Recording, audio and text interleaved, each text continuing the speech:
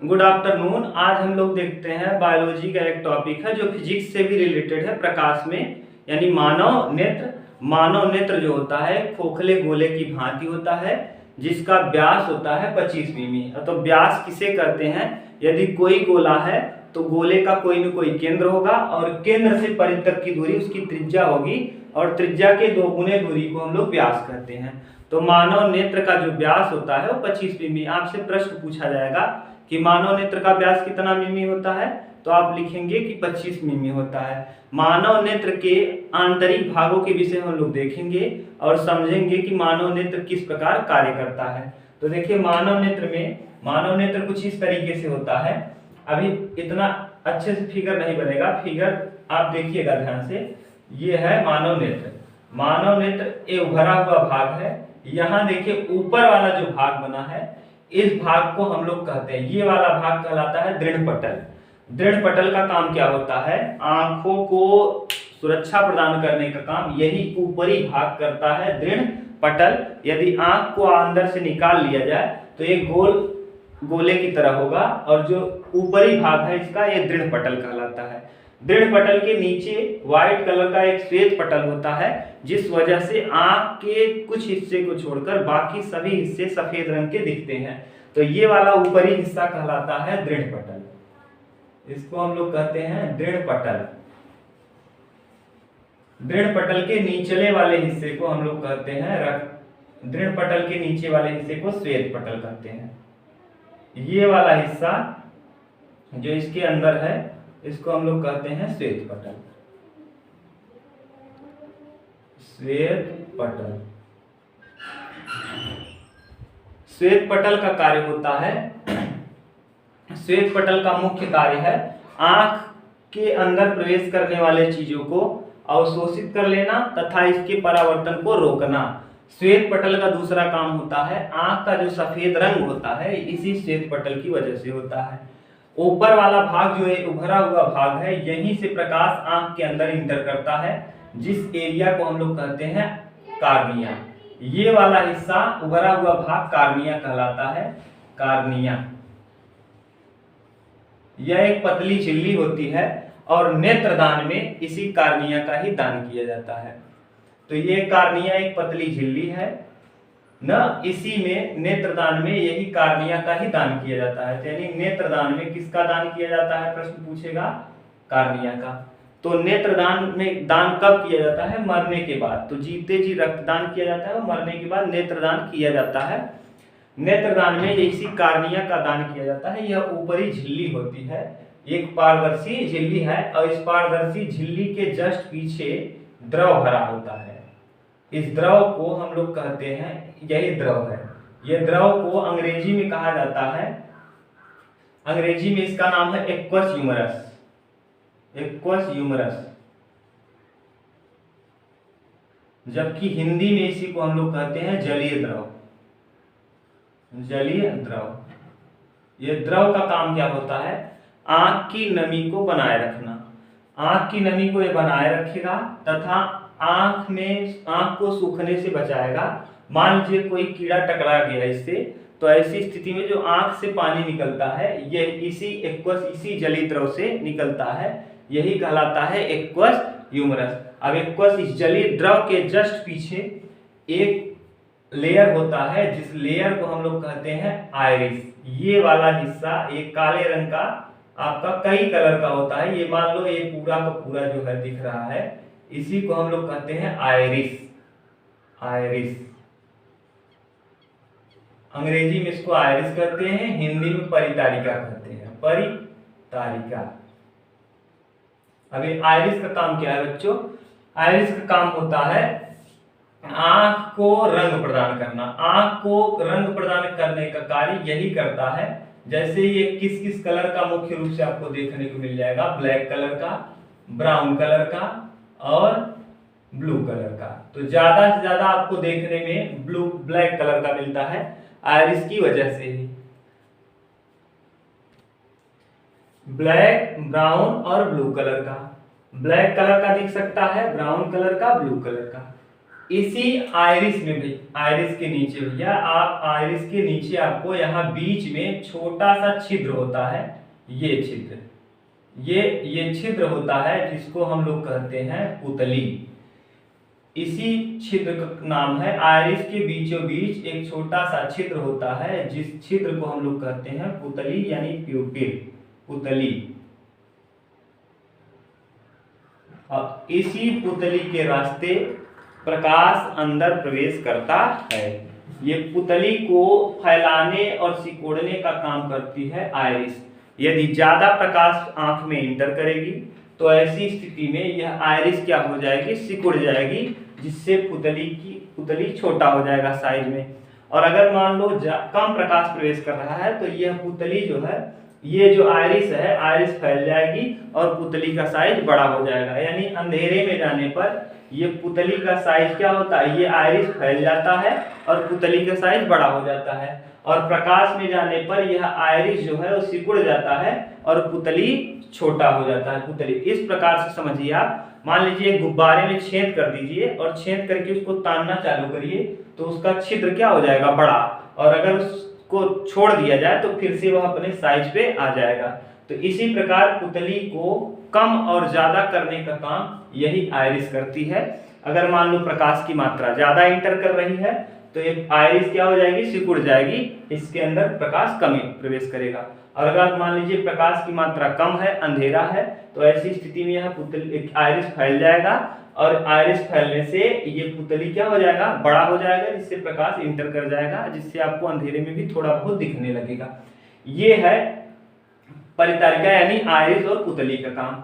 अब आइरिस और पुतली के पीछे ये एक लेंस होता है जिसका नाम है द्विउत्तल लेंस। इस लेंस को हम लोग और इस लेंस को द्विउत्तल लेंस कहते हैं। ऊपर और नीचे देखिए, ऊपर भैया और नीचे दोनों तरफ इसको एक मांसपेशी पकड़ के रखती है जिसका नाम है सिलियरी मांसपेशी। तो इस लेंस का क्या नाम है, इस लेंस को हम लोग कहते हैं उत्तल लेंस, द्विउत्तल लेंस, द्विउत्तल लेंस, द्विउत्तल लेंस। द्विउत्तल लेंस होता है, यह अभिसारी होता है। तो उत्तल लेंस जो भी होते हैं अभिसारी, अभिसारी का मतलब होता है किरणों को एक स्थान पे क्या कर देना, सिकोड़ देना। तो द्विउत्तल लेंस होता है। और यह द्विउत्तल लेंस जो होता है भैया प्रोटीन का बना होता है। इसका प्रोटीन का, यह प्रोटीन का बना हुआ होता है। इसका अपवर्तनांक जो है, इस उत्तल लेंस का अपवर्तनांक होता है अपवर्तनांक। इस उत्तल लेंस का अपवर्तनांक 1.44। तो आपसे पूछेगा आंख में किस प्रकार का लेंस होता है, तो आंख में उत्तल लेंस होता है। उत्तल लेंस द्विउत्तल लेंस होता है। तो द्विउत्तल लेंस का अपवर्तनांक कितना होता है, तो 1.44। द्विउत्तल लेंस किस प्रकार का होता है, अभिसारी प्रकृति का होता है। उत्तल लेंस किस चीज का बना होता है, आंख में पाया जाने वाला द्विउत्तल लेंस किसका बना होता है, प्रोटीन का बना होता है। अब इस उत्तल लेंस के पीछे, अब उत्तल लेंस को पकड़ने का काम कौन करता है, सिलियरी मांसपेशी, सिलियरी मसल्स,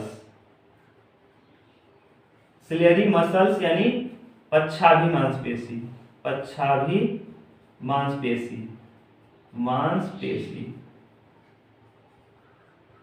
इस लेंस को हम लोग नेत्र लेंस के नाम से भी जानते हैं। उत्तल लेंस कहिए या नेत्र लेंस कहिए, दोनों को मतलब सेम है।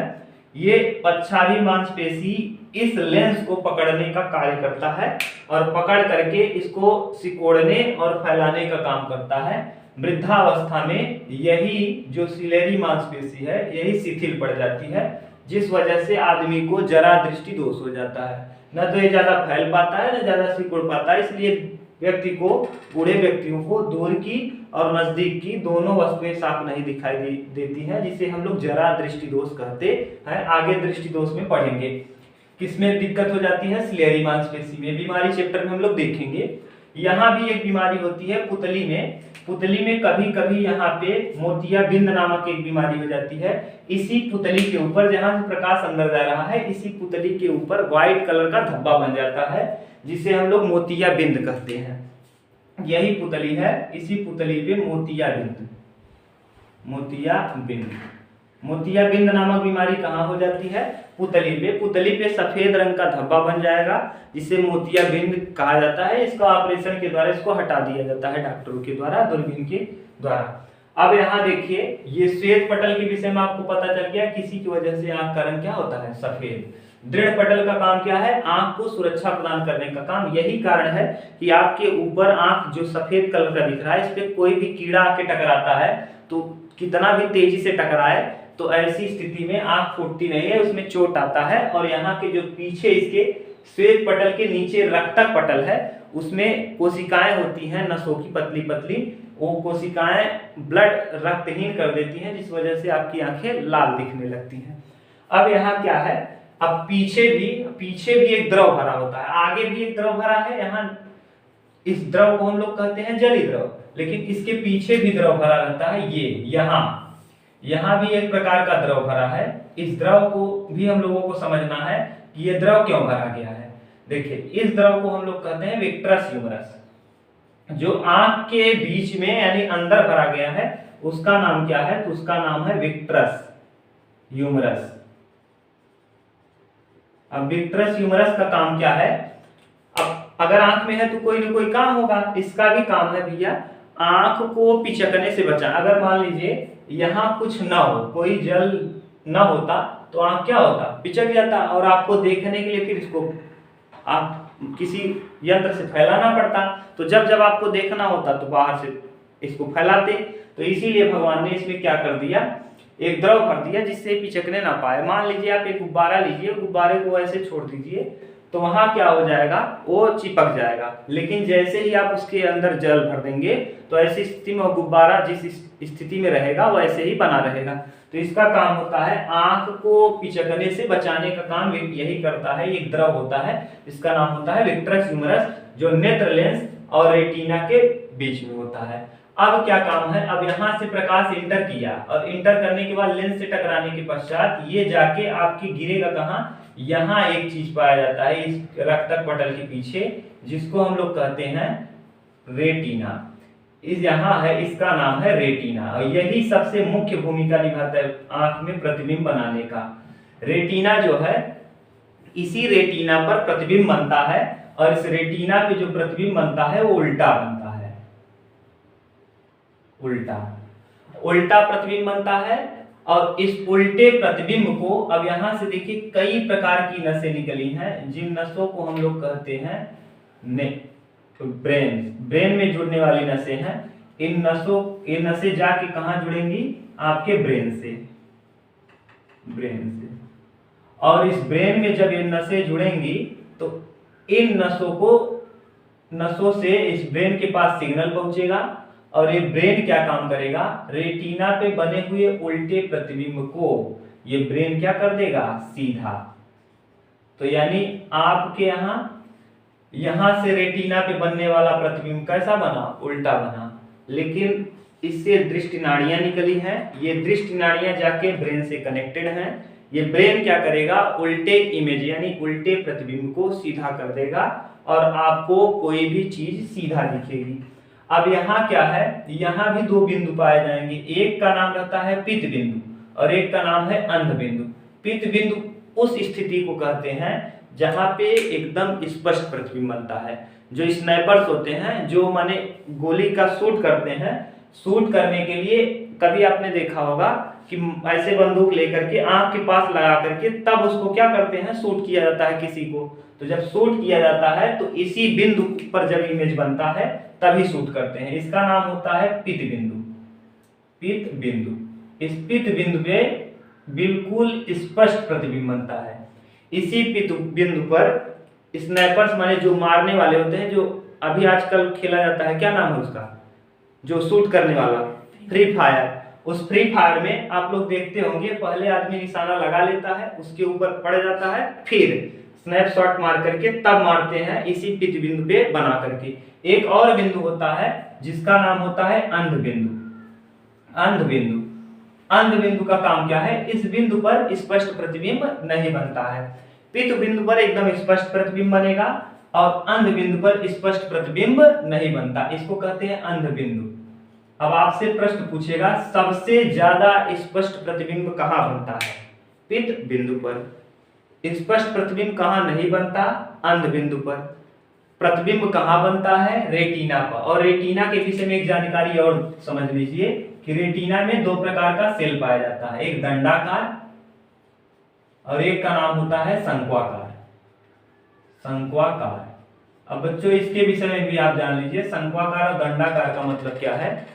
दंडाकार का मतलब होता है कि मुर्गे में दंडाकार कोशिका सेल जो होता है विकसित नहीं होता। इसका मतलब दंडाकार विकसित नहीं है, इसीलिए मुर्गा जल्द रात्रि होते ही, अंधेरा होते ही सो जाता है और सुबह उठते ही चिल्लाने लगता है। यही कारण है कि सुबह में उसको नया दुनिया दिखता है, जिस वजह से वो चिल्लाना चालू कर देता है।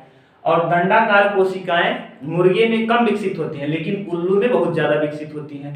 यही कारण है कि उल्लू रात को भी आसानी से देख सकता है, यानी ये मुर्गे में नहीं होती। मुर्गे में नहीं, मुर्गे में दंडाकार कोशिकाएं नहीं, और जबकि उल्लू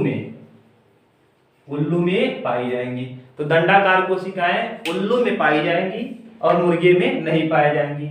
अभी आपको एक चीज और जान लेना है कि जानवरों की आंख रात्रि के समय चमकती है।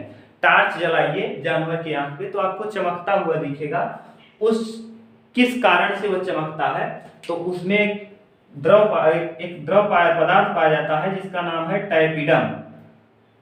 टैपीडम और लूसीडम। टैपीडम लूसीडम की वजह से ही जानवरों की आंखें रात में चमकती हैं।